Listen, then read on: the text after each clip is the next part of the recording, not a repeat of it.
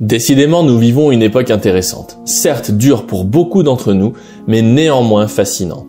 Entre le 8 février et le 9 février 2021, Tesla a annoncé avoir acheté pour 1,5 milliard de bitcoin afin de diversifier son cash, selon le document remis à la SEC, le gendarme de la bourse aux USA. Alors forcément, un tel achat et une telle annonce a fait s'envoler le Bitcoin, passant de 25 000 $ à 37 000 $ en quelques heures. Cette hausse est d'autant plus soutenue qu'Elon Musk a déjà largement fait la promotion du Bitcoin en changeant sa bio sur Twitter, sa description, pour afficher simplement le mot Bitcoin avec le petit logo. Quant à Tesla, l'action n'en finit pas de monter. Aujourd'hui à 860 $, soit une capitalisation boursière de 818 milliards de dollars. Rien que ça. À la base, je ne suis pas spécialement pro-Bitcoin car je ne comprends pas sur quelle valeur fondamentale repose cette crypto-monnaie. Pour autant, à chaque fois que quelque chose ne fonctionne pas comme je le pense, j'ai tendance à rechercher les qualités de cette chose plutôt que de rechercher des arguments qui me conforteront dans mon idée de départ. Alors aujourd'hui, je vous explique ce que j'ai compris de l'intérêt du Bitcoin qui pourrait justifier ses prix. Allez, c'est parti!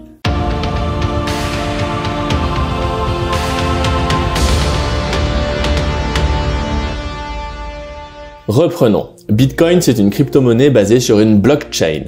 Pour ceux qui ne sauraient pas ce qu'est une blockchain, la blockchain est une technologie qui permet de rendre très difficile la fraude sur les livres de compte de cette monnaie. En un mot, pour ceux qui ne savent pas ce qu'est une blockchain, dites-vous que Bitcoin est une monnaie qui possède un livre des échanges sur qui possède quoi et qui a donné combien à qui. Ce grand livre comptable est crypté et décentralisé. Décentralisé, cela signifie que notre livre des comptes est répliqué chez tous les utilisateurs de Bitcoin.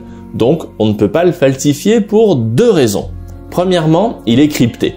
Je vous passe les explications sur le hachage qui est à la base de la sécurité du Bitcoin. Deuxièmement, parce qu'il est authentifié par tout le monde. Comme tout le monde a un exemplaire du livre des comptes du Bitcoin, si vous vous amusez à changer le vôtre dans votre coin, vous serez rejeté par le réseau car vous ne serez pas crédible. Bitcoin est une sorte de démocratie où c'est le plus grand nombre qui décide de ce qui est vrai. D'ailleurs, c'est tellement vrai que si vous possédez la moitié des nœuds du réseau plus un nœud, ce qui est techniquement possible bien que réputé impossible dans la réalité, tant ce serait difficile, alors vous pouvez pervertir le réseau Bitcoin.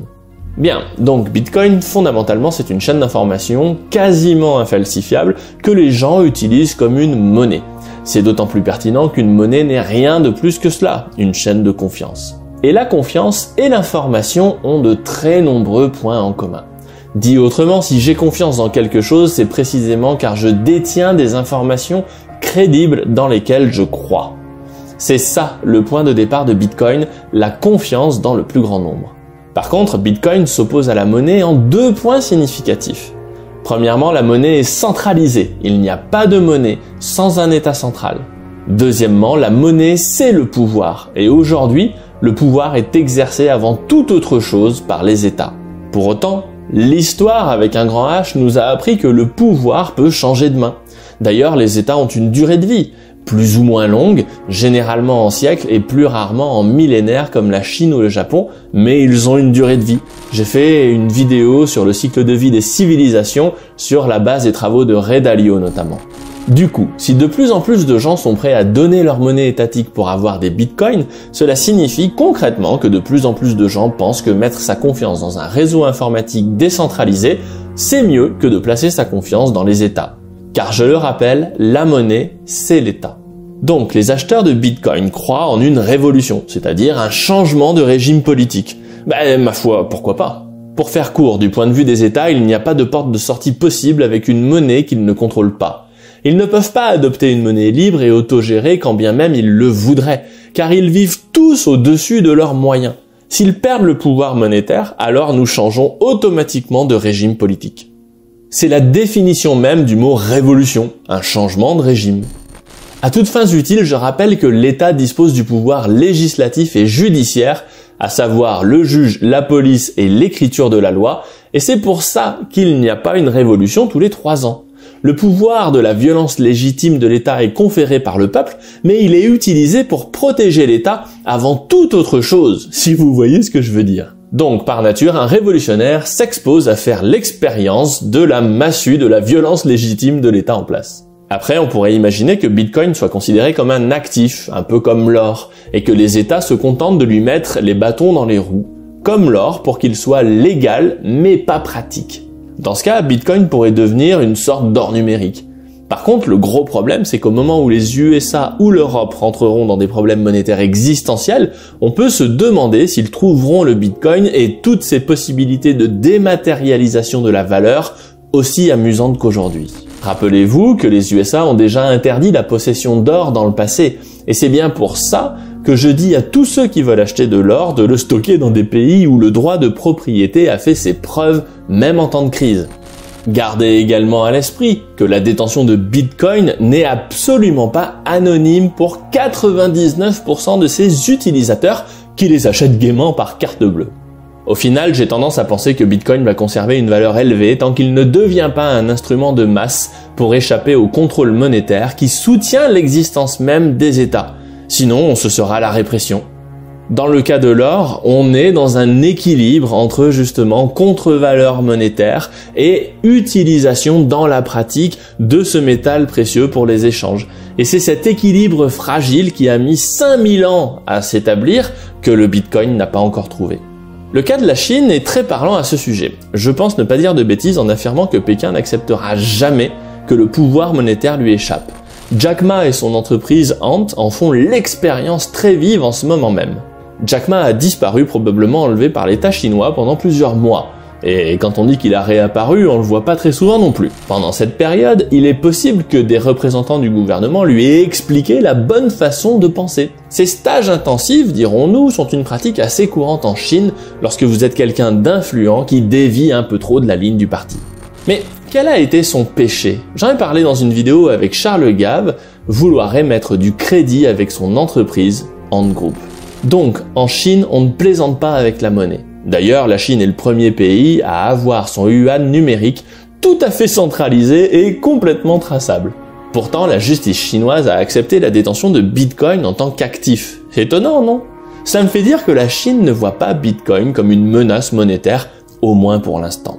Plus globalement, aujourd'hui, j'ai tendance à penser que nous vivons la première grande crise économique depuis les années 30 sans que nous ayons à trop souffrir car l'État est là pour envoyer des chèques aux chômeurs et faire des prêts aux entreprises. Que l'on se comprenne bien, les dégâts sont dramatiques, mais la souffrance que nous éprouvons n'est pas à l'échelle de la crise que nous vivons. Nous assistons donc à des bulles mais aussi à des excès en tout genre, pas forcément très raisonnables. Bitcoin, GameStop, Tesla et la tech en général, j'ai l'impression que nous vivons une période où nous avons la sensation d'être tout puissants, intouchables par les événements. Le Bitcoin pourrait être dans cette configuration de mode. Ce que je souhaite vous dire, c'est que je ne suis absolument pas contre Bitcoin, bien au contraire. J'aime ces idées de liberté et de révolution. Si vous suivez la chaîne, vous devez le savoir. Mais n'oubliez pas qu'une révolution, c'est quelque chose de douloureux et de chaotique. Une révolution ne ressemble pas du tout à une hausse du Bitcoin dans la joie et l'allégresse. Dans une révolution, chacun se bat pour sa survie et il y a beaucoup de victimes, de gens en prison et même de morts. Donc, lorsque l'on me dit que Bitcoin est une révolution, je veux bien, mais dans ce cas, le match ne fait que commencer et la lutte sera terrible. Personnellement, je crains toujours un phénomène de mode sur le Bitcoin car il attire beaucoup plus les investisseurs que l'Ether notamment, une autre crypto-monnaie. Or, Bitcoin ne permet pas ce que l'on appelle la tokenisation. De ce que je vois, seule la blockchain Ethereum, à laquelle est associé l'Ether, le permet. À ce stade de mes recherches, je me dis que les investisseurs en Bitcoin ne comprennent pas forcément ce qui se joue sur les technologies de la finance décentralisée. Ce que l'on appelle la tokenisation est une réelle révolution qui me semble bien plus importante et profonde que le Bitcoin, qui n'est qu'une crypto-monnaie parmi des milliers. Ce procédé, qui consiste à transformer tout titre de propriété en jetons échangeables, des tokens, a le potentiel de supprimer la grande majorité des intermédiations qui existent. Courtiers, notaires, administration, une bonne part de la réglementation et j'en passe. Toutes ces choses-là pourraient devenir programmables, donc automatiques, décentralisées dans des contrats numériques virtuellement inviolables. C'est plutôt là-dessus que je bosse plutôt que sur une crypto-monnaie quelle qu'elle soit, qui n'est en réalité que le sommet d'un iceberg bien plus gros. Dans la lettre d'investissement que je co-rédige avec Guillaume Rouvier et avec la participation de Charles Gave, je vous explique comment construire et gérer un portefeuille financier. Pour vous abonner, cliquez sur la fiche qui apparaît en haut à droite de l'écran ou via les liens en description. Aujourd'hui, nous parlons bien peu des technologies et opportunités de la décentralisation de la finance. Mais nous allons y venir car c'est un réel moyen pour les particuliers de réduire voire d'annuler les avantages que les grands investisseurs comme les hedge funds ou les banques d'investissement ont sur les particuliers. Je rêve du moment où on va damer le pion à ces gars-là sur leur propre terrain de jeu pour de vrai. Si vous avez du temps à passer pour vous renseigner sur le futur de la décentralisation de la finance et de l'économie, cherchez smart contract, blockchain et autres tokenisations car je pense que c'est bien là qu'il faut chercher la prochaine révolution. Sur ce, à bientôt pour de nouvelles vidéos. Ciao! Si vous aimez mes vidéos, abonnez-vous et pensez bien à cliquer sur la cloche pour être notifié lorsque je publie de nouveaux épisodes. Et pour recevoir le guide de l'investissement de ceux qui ont déjà réussi, inscrivez-vous ici.